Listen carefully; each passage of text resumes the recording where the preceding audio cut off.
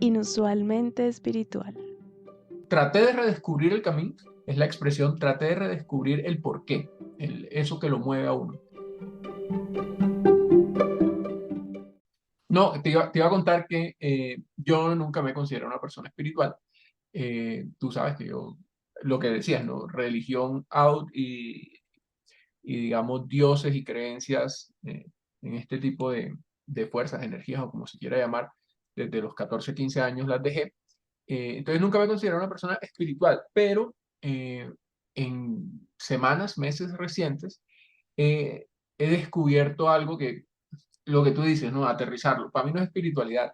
He entendido que lo que la gente llama, y lo acabas de definir muy bien porque así lo entendí, pero así lo entendí, que lo que la gente llama espiritualidad o lo que mucha gente llama espiritualidad, yo lo transformo en mentalidad. Entonces es como hay, hay que, hay que buscar las maneras, los caminos, los ejercicios, las herramientas de que te sientas bien contigo mismo. Y entonces empecé a meditar hace un par de meses, y estoy haciendo, todavía no he cogido el hábito, entonces a veces me escacho uno que otro día, pero trato todos los días de sacar 10 15 minuticos a meditar y es un ejercicio, ¿no? Es como hacer flexiones de pecho, eso hay que entrenarlo. Entonces, listo, arranqué por el tema de, tú sabrás más de eso que yo, pero de la Vipassana, la meditación de conciencia plena. Entonces ahí todavía entrenando que la respiración, que si la mente divaga, que la dejo, que vuelva, que tal. Y me ha parecido chévere y lo he captado, o sea, lo he sintetizado a mi estilo de vida. En el sentido que para mí no es espiritualidad, para mí es mentalidad, es tener tu mente, así como mente sana en cuerpo sano, ok, sí, así como se hacen ejercicios para los bíceps y los tríceps y los pectorales, hacer ejercicios para la mente y me ha parecido chévere la cosa.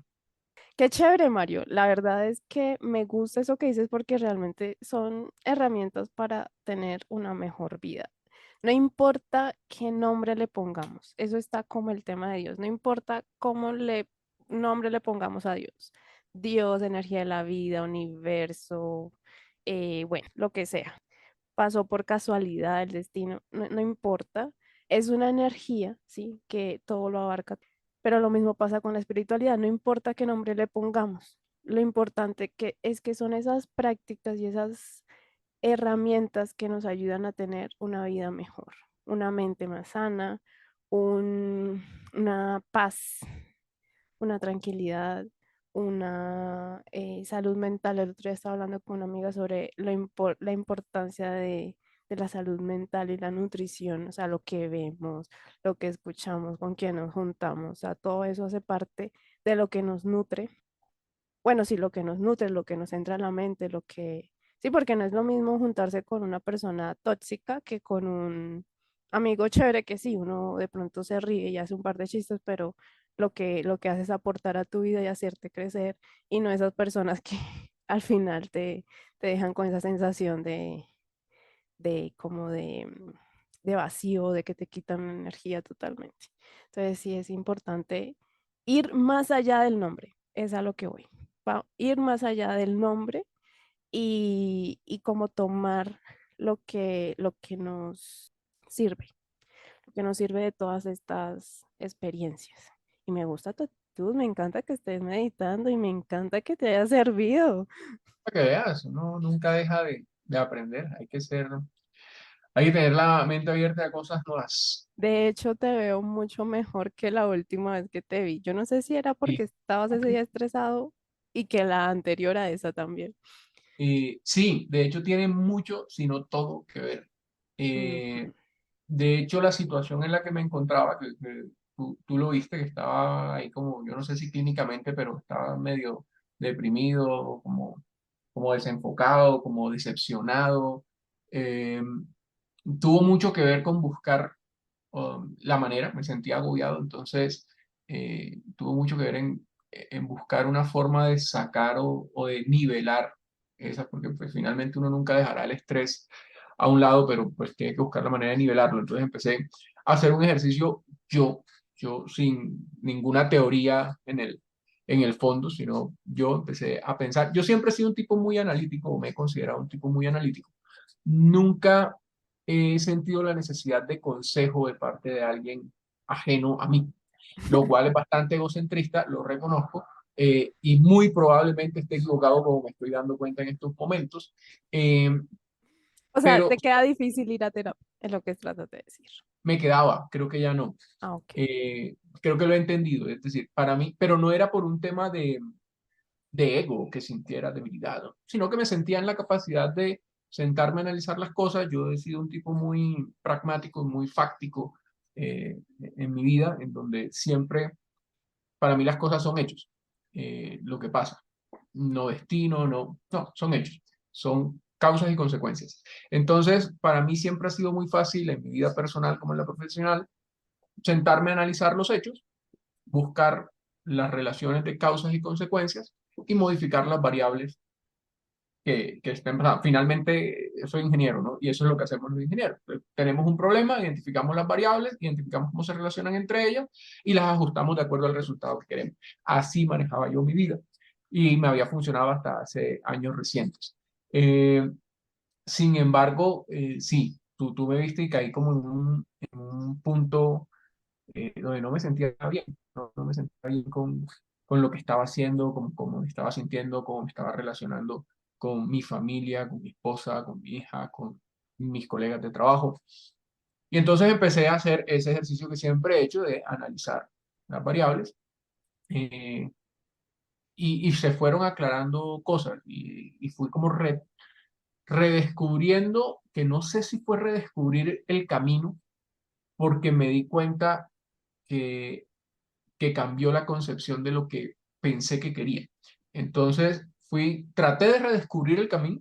Yo creo que es la expresión, traté de redescubrir el porqué, eso que lo mueve a uno. Y haciendo el ejercicio me fui dando cuenta que ese porqué había cambiado.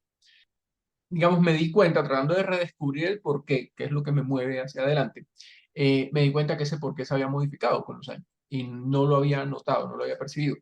Y cuando a ti te cambia el porqué, es lo que te mueve, pues te cambia también la manera en que te muevas alrededor de ese porqué. Y ese ha venido siendo como el ejercicio que he estado haciendo en los últimos meses, tal vez. Llevo unos 6 meses en eso, 7 meses tal vez. Organizado. Entonces empecé con ese ejercicio yo solito de organizar las cosas y me di cuenta que tenía que ver con cosas que había estado por ahí leyendo de manera casual. Entonces me, me acerqué a ese ejercicio de pensar, de contemplar qué es lo que estás viviendo, pensando, sintiendo. Es algo que tiene que ver con el tema de la meditación. Entonces empecé a leer de meditación y me llamó mucho la atención. Lo primero que leí fue un libro que me pareció súper chévere. Se llama como Meditación para principiantes. Es un bestseller de la meditación, según entendí.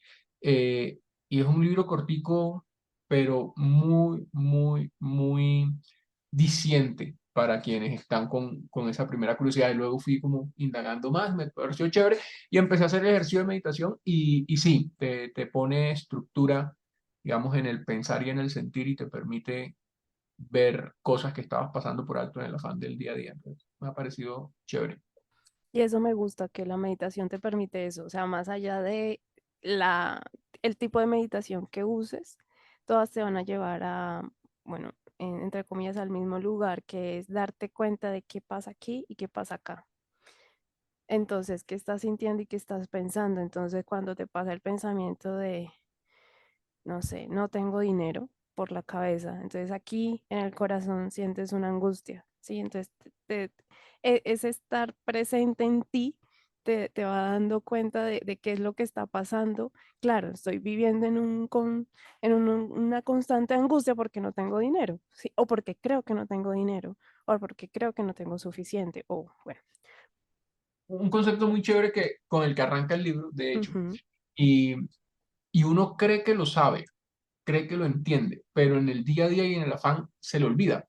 Eh, y es que todo es temporal. Entonces, digamos, el autor empieza diciendo que sí, que la vida pues finalmente es un río en el que tú nunca te vas a poder bañar 2 veces en el mismo río, porque el río todo el tiempo se está moviendo.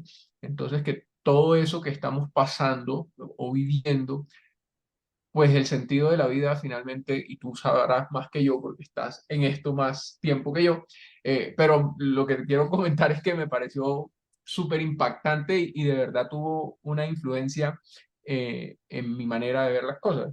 Y es eso, que no tiene sentido aferrarte al pasado porque ya lo viviste y ya no lo puedes cambiar. Y el futuro pues será finalmente un tema de incertidumbres, de probabilidades y si te aferras demasiado y planeas demasiado, yo soy un tipo que planea mucho Lo sé. y la planeación es, dice, creo que era Eisenhower que decía que la planeación era un ejercicio indispensable pero inservible porque en el momento de ejecutar, pues tienes que cambiar toda tu planeación, pero te preparaste para eso durante la planeación. Entonces, yo era un tipo que planeaba mucho, pero si planeas demasiado el futuro, estás en un constante estado de incertidumbre y de preocupación. Entonces, finalmente, lo único que nos queda real es el presente. Entonces, que lo que vale la pena, pues, es fijarnos en ese presente que estamos viviendo y de ahí creo que parte el tema de estar conscientes entonces, a mí me sirvió para soltar muchas preocupaciones de futuro que tenía, eh, porque había caído en ese bucle de planear en demasía. Eh, y también ya como para soltar algunas cosas que han pasado y simplemente eh, poner un poquito más de estoicismo al tema, al vivir. Es decir, ya pasó, no lo puedes cambiar, te lo tienes que afrontar. Entonces, afrontalo de manera consciente y mira cómo tienes que modificar las variables que sí puedes modificar, sean internas tuyas, sean de tu entorno, para poder vivir esa situación de la mejor manera posible. Y una vez vivida, también se irá y la siguiente. Entonces, es un enfoque chévere, es un enfoque chévere. Uno lo verbaliza y parece algo como muy de sentido común como que, pues, obvio, claro, el pasado ya pasó, no lo puedes cambiar, el futuro. Evidentemente hay que vivir el presente, o sea, es sabiduría popular, pero precisamente el presente agitado en el que vivimos creo que nos hace que nos olvidemos Del de eso, presente. sí, que de esa manera de vivir el presente que es tan de sentido común. Mira que Entonces, hacer la pausa, y a mí la meditación me ha servido para hacer la pausa y poder poner otra vez en orden las prioridades y las maneras de asumirlas. me encanta todo esto que dices porque hace referencia a algo que, bueno, que yo siempre he pensado y que siempre siempre que hablo con mis amigos, incluido tú o mis amigas también, eh, y es que sabemos muchas cosas. O sea, sabemos, bueno, no, creo que decirlo todo es de un poco soberbio, pero sabemos muchas cosas, ¿sí? Y cuando alguien te la señala como, Mario, es que no estás viviendo el presente, pero ¿cómo que no estoy viviendo el presente? ¿Sí? Te cuesta reconocer que eso que sabes, que está en la teoría, no lo estás aplicando en tu vida. Entonces, sabemos un montón y toda la información, eso sí, toda la información está ahí disponible para ti y para todo el mundo, pero nos cuesta implementar, o sea, darnos cuenta uno que no la, o sea, que aunque lo sepamos, no la estamos apropiando adecuadamente en la vida y no la estamos implementando y que esa información que ya sabemos es la que nos falta. Nos falta ponerla en práctica. Entonces, Sí, de la, acuerdo.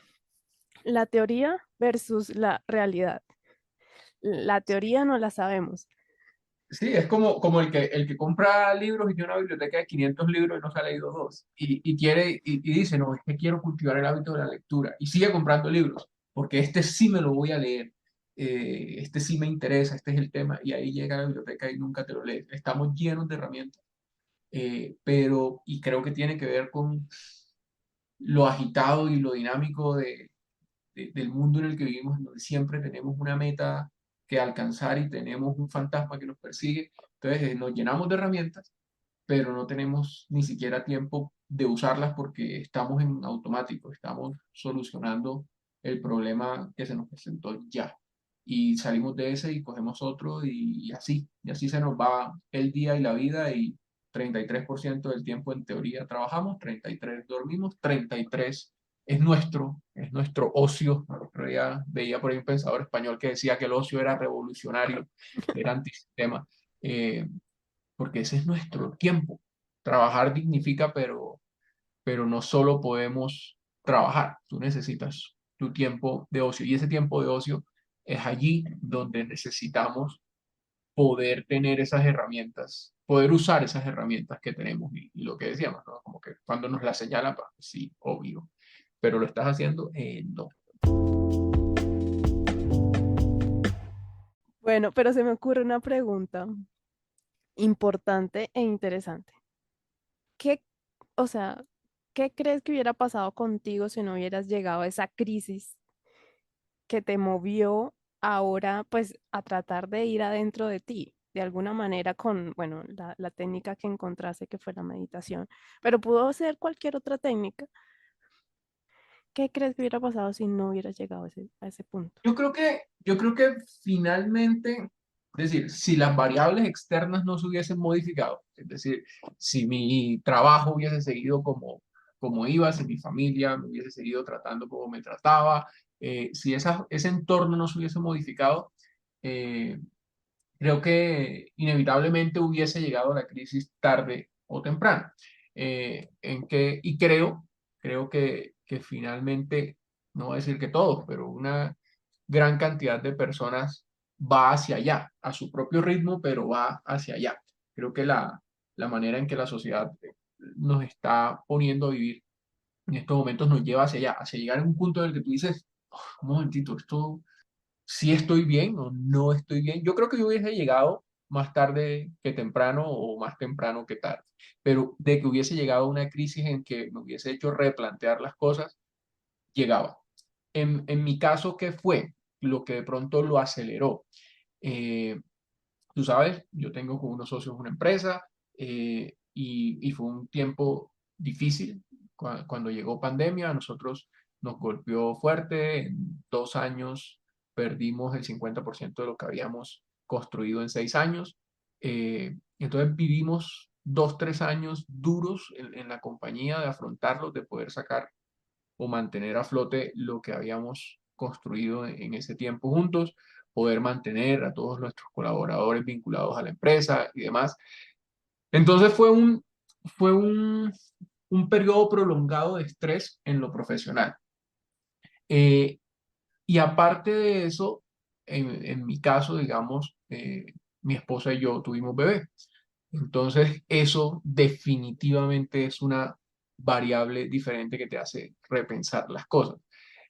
Cuando tú estás solo o eres tú y tu pareja, digamos que un amigo lo definía como cuando tú estás solo tú te orillas y no pasa nada, pero cuando tú respondes por alguien que enteramente depende de ti, tú necesitas sentirte bien para poder transmitir también bienestar. Entonces ya empiezas a preguntarte si de verdad estás bien y puedes transmitir ese bienestar. Entonces, a mí me movió, me aceleró la crisis, como la llamaste, eh, un periodo prolongado de estrés laboral, junto con una nueva variable en mi vida que es mi hija. Pero eh, divina esa variable. o sea, es la variable. Eh, Creo que tuvo todo que ver con el hecho de que yo me pusiera la pausa. Es decir, en diciembre del año pasado, este diciembre que pasó, fue eso lo que sucedió. Digamos que mis relaciones con mi esposa, que tenemos 23 años de conocernos y de esos 23 tenemos que 18 de relación. eh, ha sido una relación muy estable, altos y bajos como todas, pero muy estable. En diciembre del año pasado, cuando ya yo de verdad colapsé ante la presión externa, eh, mi relación dejó de ser tan armoniosa o, digamos, tuvo un detrimento respecto a lo que solía ser. Eh, y ya era la relación con mi esposa y mi hija. Entonces empiezas tú a pensar, bueno, sí, estoy bien, ¿por qué está pasando esto?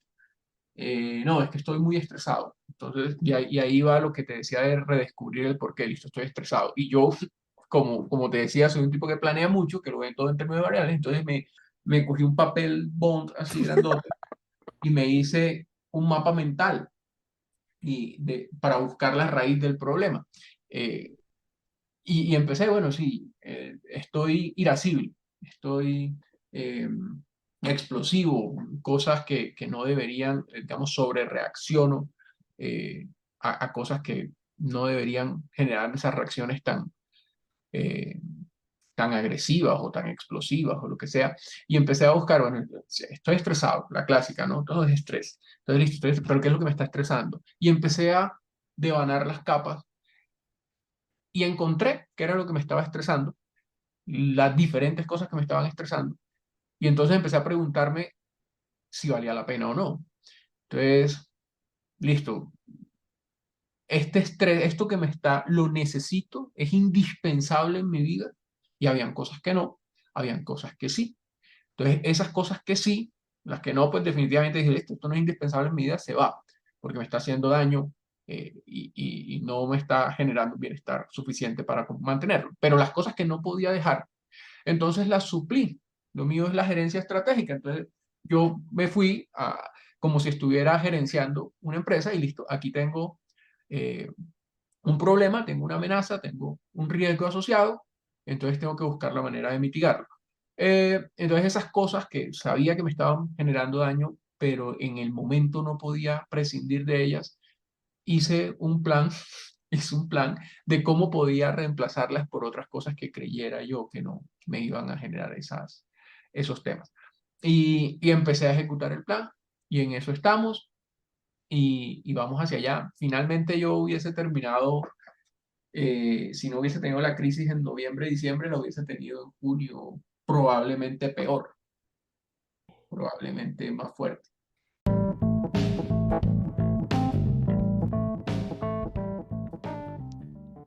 Gracias por escuchar este episodio, espero lo hayas disfrutado. Recuerda compartirlo y te invito a darle seguir a este podcast. Un abrazo.